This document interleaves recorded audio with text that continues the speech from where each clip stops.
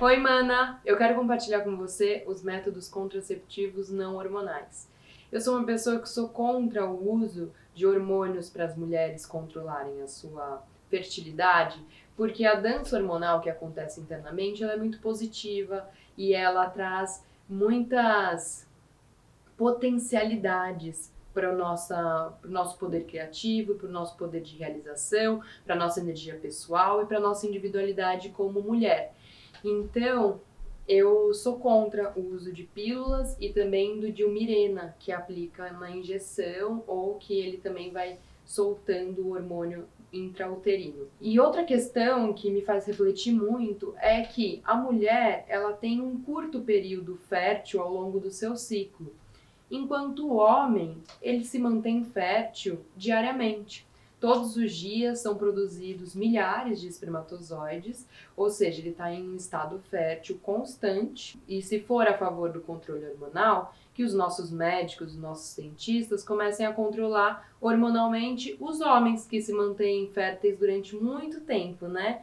Essa castração com as mulheres que acontecem de que elas têm que ser domadas, elas são o problema, porque elas ficam férteis num curto período, é porque vários homens têm filho, vão embora e abandonam a mulher. Só que a mulher tá ali com a barriga, ela não pode fazer nada, né? Ela tem que estar com aquele filho. Não tô falando que é ruim ela ter uma gravidez assim, mas eu tô ressaltando que a responsabilidade do homem para a fertilidade e para uma nova vida não é uma responsabilidade tão profunda e intensa quanto a responsabilidade que uma mulher ela se disponibiliza para aquilo. Então é algo para a gente pensar, né? Por que, que a fertilidade das mulheres, que é num curto prazo, tem que ser controlada, tem que ser cessada e castrada através de hormônios, e a fertilidade masculina, que é diária, constante e num número muito mais abundante do que o das mulheres, não tem que se preocupar. A fertilidade deles, eles podem ser eles mesmos, né? Então, não sei, são coisas pra gente refletir e por isso eu não vou passar sobre métodos com hormônio. Eu quero saber o que vocês pensam sobre isso aqui no comentário também, porque essa é uma discussão que pode envolver um papo bem profundo e eu quero saber como vocês veem isso também sobre a fertilidade feminina e a fertilidade masculina. Mas bora lá! Quais são os métodos contraceptivos não hormonais? Eu vou começar pelos métodos mais simples e o mais conhecido, que é a camisinha. Nós temos a camisinha masculina e a camisinha feminina. A camisinha é o único método contraceptivo que também previne DST, doença sexualmente transmissível. Então, a camisinha é muito importante de usar, mesmo se você estiver usando um outro método contraceptivo. A camisinha feminina ela não é tão conhecida e difundida quanto a camisinha masculina, mas ela é bem semelhante à masculina, só que ela é aplicada na vulva e no momento da relação sexual ela entra, né? Ela faz esse movimento interno. Já a camisinha masculina, ela é colocada externamente no pênis, no falo do rapaz aí, do companheiro, né? Então, você coloca a camisinha e começa a relação sexual. A camisinha feminina ela pode ser colocada 8 horas antes da relação, mas as duas camisinhas elas só podem ser usadas uma vez. Depois desse uso, ela tem que ser descartada e se for ter mais alguma relação, você pega uma nova camisinha. O grau de eficácia da camisinha feminina e masculina são diferentes. A camisinha masculina ela tem uma proteção de 98%, mas na realidade ela previne 76% a gravidez indesejada, porque ela pode rasgar, o látex pode estar antigo, enfim, podem acontecer alguma coisa no meio do caminho que não previne completamente essa gravidez. Então, mesmo com uma relação em que você usou a camisinha, você pode engravidar. Já a camisinha feminina, ela idealmente previne 95% a gravidez indesejada, mas na realidade ela previne mais do que a camisinha masculina, 79%. O diafragma é um método contraceptivo que eu acho ele muito interessante, porque ele não altera nem um pouco a taxa hormonal. Ele é como se fosse um anel de silicone que você tem que ir em consultório médico para medir o tamanho do seu cérvix e você coloca esse anel somente no seu período fértil. Então é como se fosse um anel que você está tapando o seu cérvix para a entrada do seu útero. E você tem que retirar o diafragma para lavar ele no banho e para reaplicar. Você pode utilizar o diafragma por até 8 horas. Ele exige essa programação e organização para a mulher ela colocar o diafragma antes de encontrar o boy, antes de encontrar o parceiro e ter a relação sexual. Mas é um método que é muito eficaz. Inclusive, ele previne mais do que a camisinha. Idealmente, a prevenção dele à gravidez indesejada é de 94%, mas na realidade, o diafragma ele previne 89% os casos de gravidez indesejada. É um método que eu recomendo, conversa com o seu ginecologista. O silicone, o anelzinho de silicone que você vai estar comprando, ele tem validade de 3 anos, que também é um longo prazo. Uma desvantagem do uso do diafragma é que ele não previne DST, mas ele protege sim anormalidades no colo do útero, como HPV, como feridas de HPV, tá?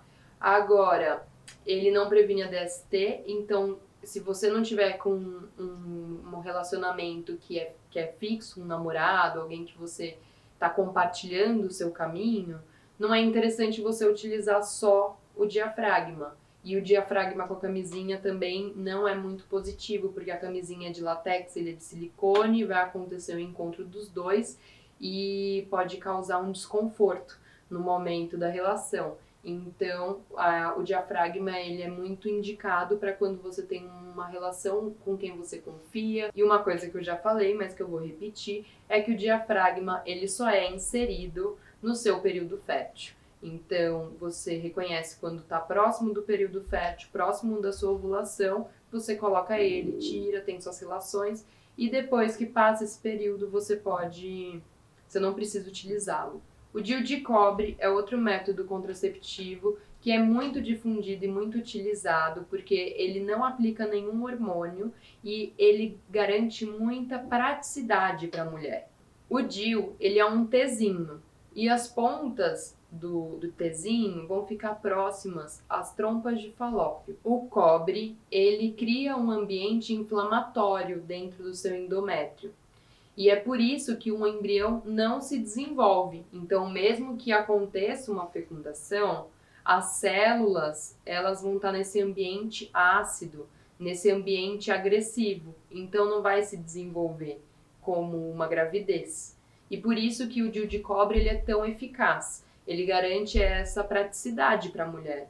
Porém, ele também pode trazer alguns sintomas, como um maior sangramento no momento da menstruação, porque o ambiente já está com essa característica inflamatória, e aí quando vem a menstruação, ele intensifica o seu fluxo menstrual, e também pode dar cólica e muitas dores e desconfortos. A aplicação tem que ser feita em consultório com o ginecologista e ele tem a validade de 10 anos. A eficácia ideal contra uma gravidez indesejada é de 99,4%. E fiquem pasmas, porque a realidade dele é de 99,2%. Então, ele previne de uma forma muito eficaz a gravidez indesejada. Por isso que muitas mulheres apostam nesse método contraceptivo. Outro método contraceptivo que ele não é muito indicado por conta da sua baixa eficácia é o coito interrompido. Ele consiste basicamente em você ter a sua relação sexual e no momento em que tiver para acontecer a ejaculação, o homem ejacula fora da vagina. Mas também tem que tomar cuidado, porque não pode ser numa região próxima, como na vulva. Tem que ser em algum lugar distante para não acontecer de um espermatozoide muito forte, muito espertinho e com muita vontade de fecundar um óvulo, entrar na sua vagina e acontecer uma gravidez indesejada. Bom, o coito interrompido, idealmente, na teoria, ele previne 96% da gravidez indesejada, porém a realidade é de 65%. É o mais baixo.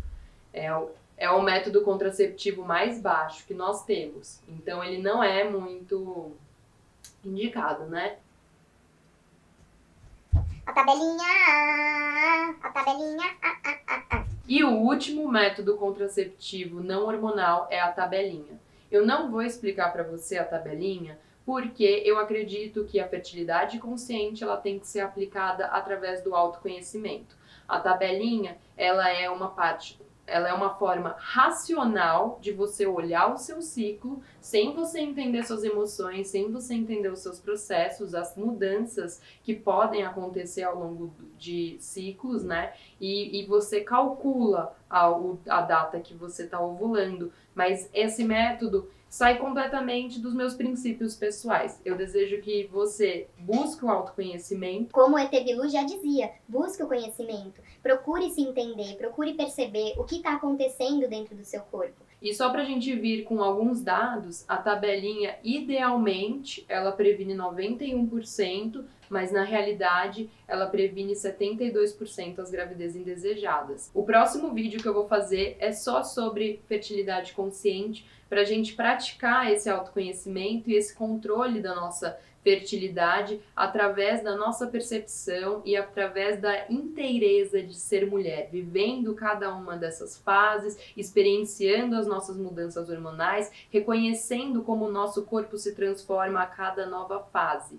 Então, se inscreve aqui no canal que o próximo vídeo é fertilidade consciente. E mana, você já sabe que tem que descer aqui no botãozinho vermelhinho gostosinho, apertar nesse gostei e compartilhar esse vídeo com uma amiga sua, porque a gente tá num momento que já tem muitas pessoas no mundo, a gente está numa crise gigantesca, com uma pandemia, ninguém tá afim de ter uma gravidez indesejada agora. Vamos pelo menos deixar o nosso capitalismo aí se estabelecer, sei lá, ou ser destruído, a nossa sociedade como globo se estabilizar pra gente começar a criar novos seres humanos, né? Porque se eles vierem indesejadamente nesse momento, pode trazer bastante desconforto, insegurança, mas assim, toda gravidez, mesmo desejada ou indesejada, eu acredito que ela é uma bênção.